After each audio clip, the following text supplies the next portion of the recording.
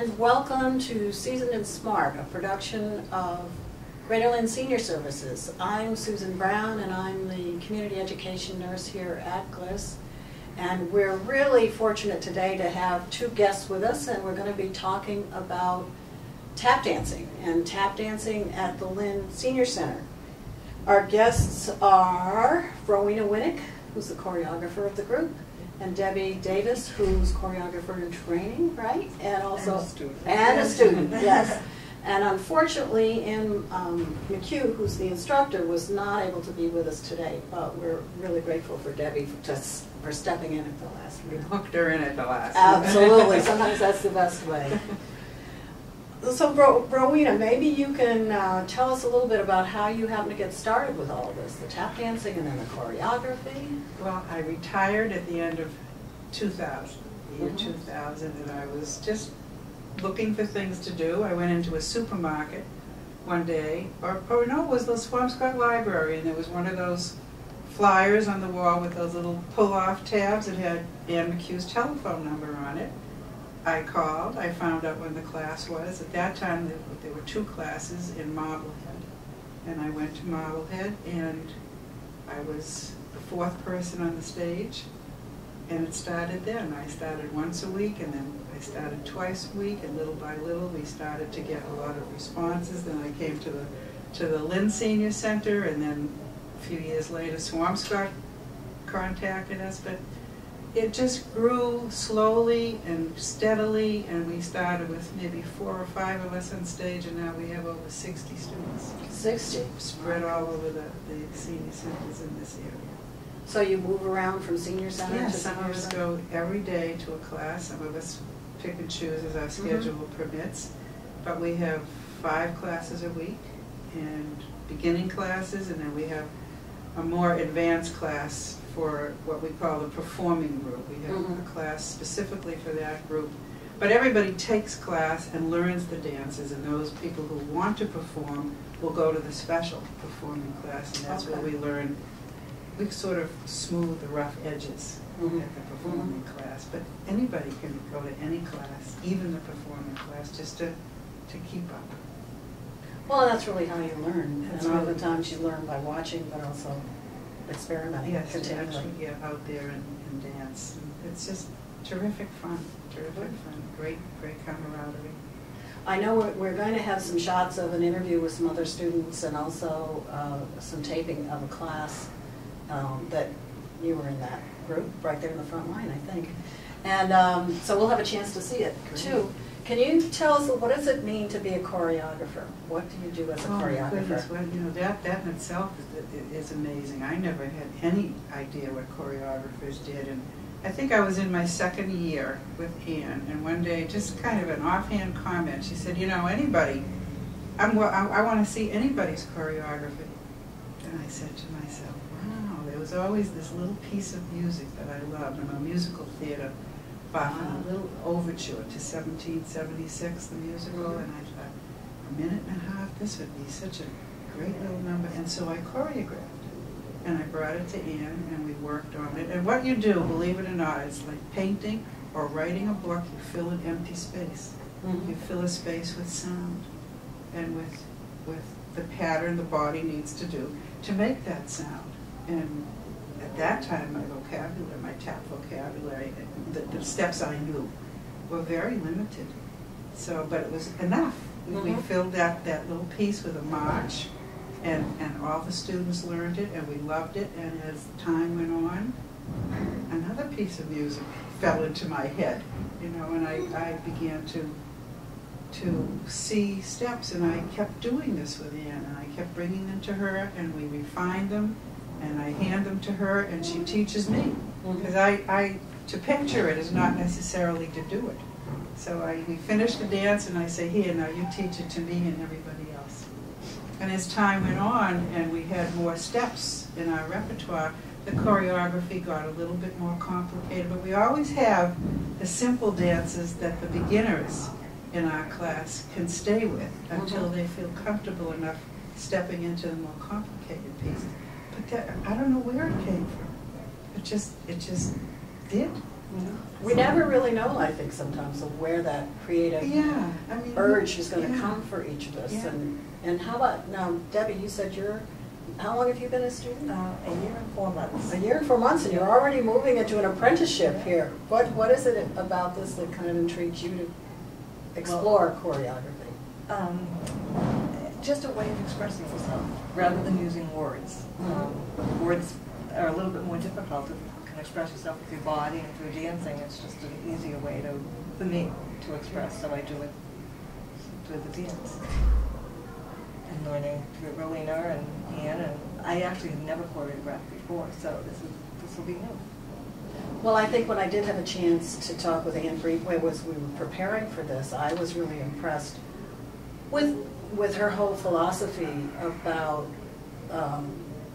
people just coming in to try it out, to explore for themselves about what's fun, what they want to do with it, how far they want to go with it. And obviously she's very open to people participating in all of this and finding their own voice or their own feet in this case. Ann is an extraordinary teacher. Mm-hmm. Ann she is the only person that we know in the greater Boston tap community that teaches exclusively for seniors. Mm-hmm. Most people will teach adults, and we've taken many adult classes, and frankly, I have to be honest, I can't remember them. They can learn an entire dance in a 1 hour lesson, whereas Ann will take a month. Yeah. And she will break down step by step, and then she keeps enlarging the combinations, and we have all the time we need to remember to work it out with her, and then we have to dance. So it took us a month. The younger ones, when I say younger, I'm talking 45, an adult. We were all seniors. We're from probably the mid-50s to early 90s. Some of us don't take multiple classes, but she will keep teaching the basic lesson for that week, and eventually it all happens. And there's no rush, there's no pressure. She's an extraordinary teacher. Yes, she really is. She's amazing. And she has a lot of enthusiasm, a lot of energy, patience. Well, we're going to make sure she gets to see this show. Absolutely. I hope so. But now we kind of want to move on because we're going to show you a taping of 4 of the students who are in the classes, and then we'll have a chance to come back and talk about it a little bit more. That would be great. This segment for our current show that focuses on tap dancing is for us to have an opportunity to talk to some of the participants who have been involved with the tap dance for any number of years. So I'm going to ask them if they would each introduce themselves and tell us from the community that they are from, and then I'll move off camera and we'll continue the conversation there. So let's start with you. Okay, my name is Elaine Daly, and I'm from Marblehead. Okay. And my name is Paul Lambert, and I'm from Lynn. And I'm Mary Ranges, and I'm from Marblehead. I'm Eileen Donahue, and I'm a lifelong Linner. All right, I'm going to move off camera and then we'll go from there. Well, we're back here and have this wonderful group of tap dancers with us. So I just wanted to ask you all, what kind of got you started with tap dancing? What brought you to this wonderful exercise, music, dance, creative venture? Anybody? Well, it was my dream as a child. The same thing. That's okay, you can say the same thing. And I was living in France, so I never had the opportunity to do tap dancing because tap dancing is not very popular in France. It's an American thing. So when I came over here, I thought I would like to do tap dancing. And then I was working, it was a bit difficult to conciliate the two. I didn't know where to go.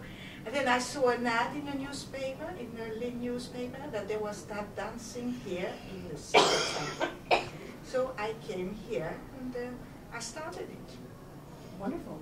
Elaine, it sounded like, from what you said, it was a dream of yours too? It was always a dream. I had this dream that I had a twin sister and she was a tap dancer and I was just sort of watching her.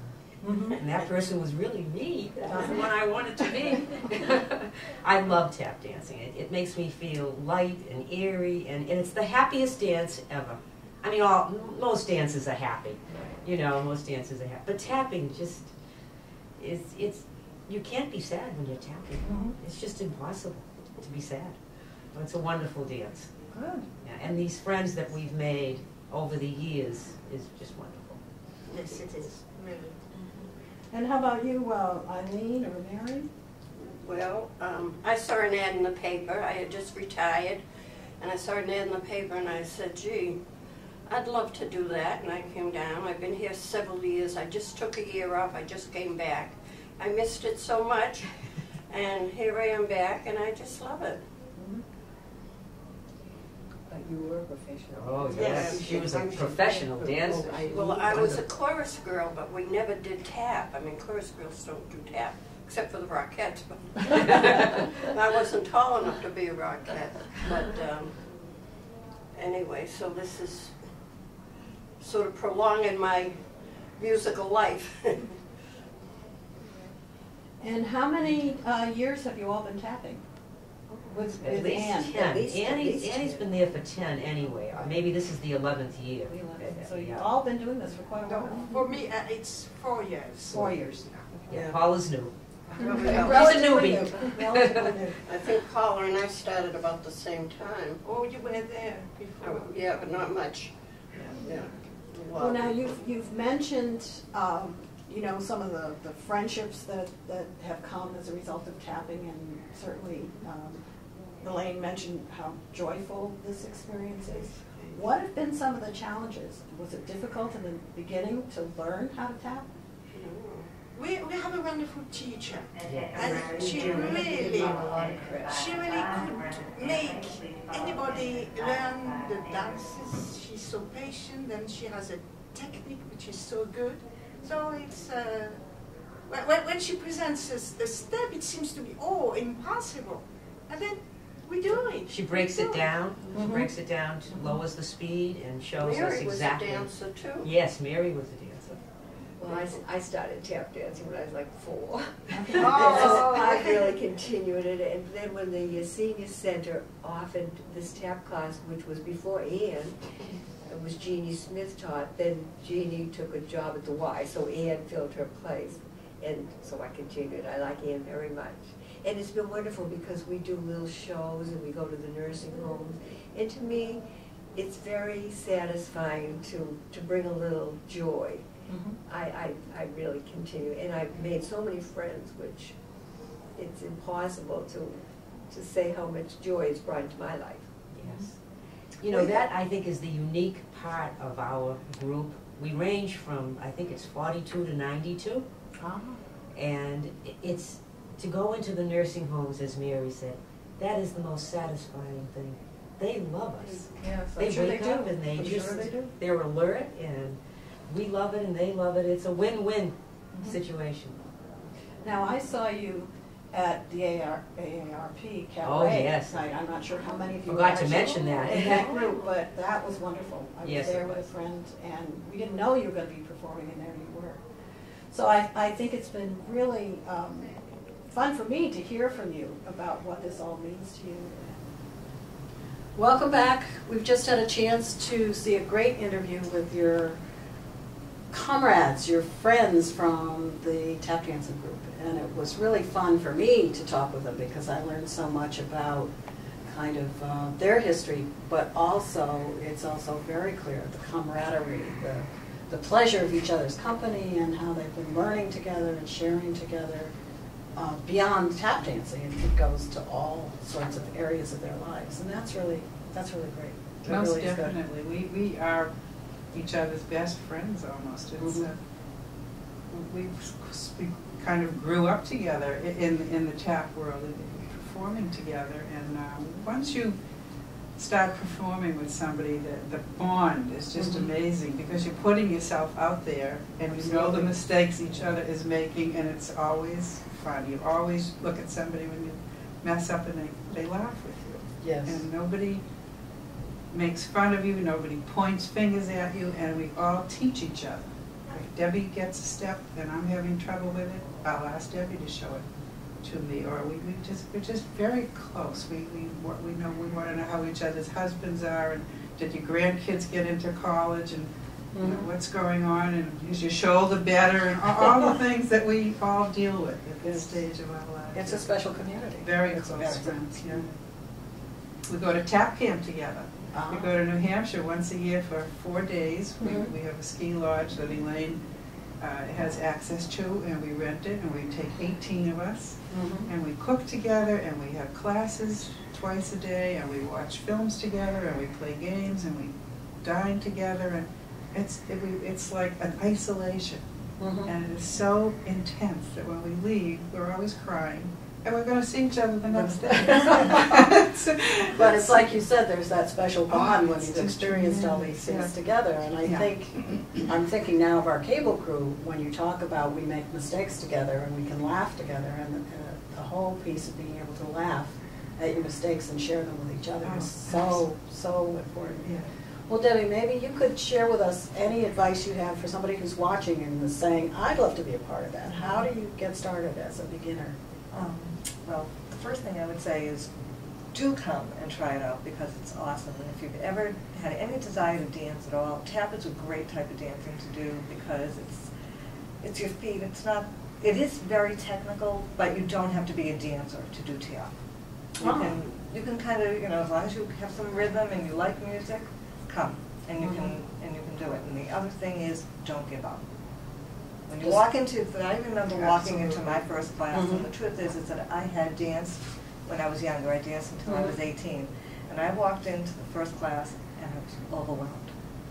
The women are unbelievable. They're great dancers, and they have all these routines. And all of a sudden, you're sitting there with like all this material in front of you that you think you have to learn. I would just say, don't give up. Keep coming. And as Rolina said, everybody will work with you. And again, that patience that Ian has, just keep drilling it into your head. So if you have any desire to dance, come and stick it out. I would say 90% of us never put on a tap shoe until we found this group. And just to show you how serious we are about that, we have a whole inventory of shoes. That every time one of us gets a new pair of shoes, we give the shoes to the inventory, so that anybody can come in and take 3 or 4 classes before you go out and need to spend whatever it is, $60 odd. We have shoes in all sizes. We are totally welcoming, and come, you'll love it. I can hardly wait. I was also thinking about when I saw the group, as you said, and you just mentioned it again, as a beginner, as with anything, whether it's a new language or anything new you're learning, is being open to making mistakes, because that's how you're going to learn. Oh, yeah. You just have to be willing to put yourself out there to laugh at yourself and with everybody else at the same time. So we're going to have a chance to take a look at another video, and this is the one of the classes that is here at the Lynn Senior Center. And I did want to make a point, just because I forgot in the beginning, is that the room we're in is the LaQuee Resource Room, and that's part of the Community Programs Department at GLIS. So we're going to take a quick move and enjoy the music, the dance, and see Anne. This is our chance to see Anne in action. Absolutely. So we'll be back.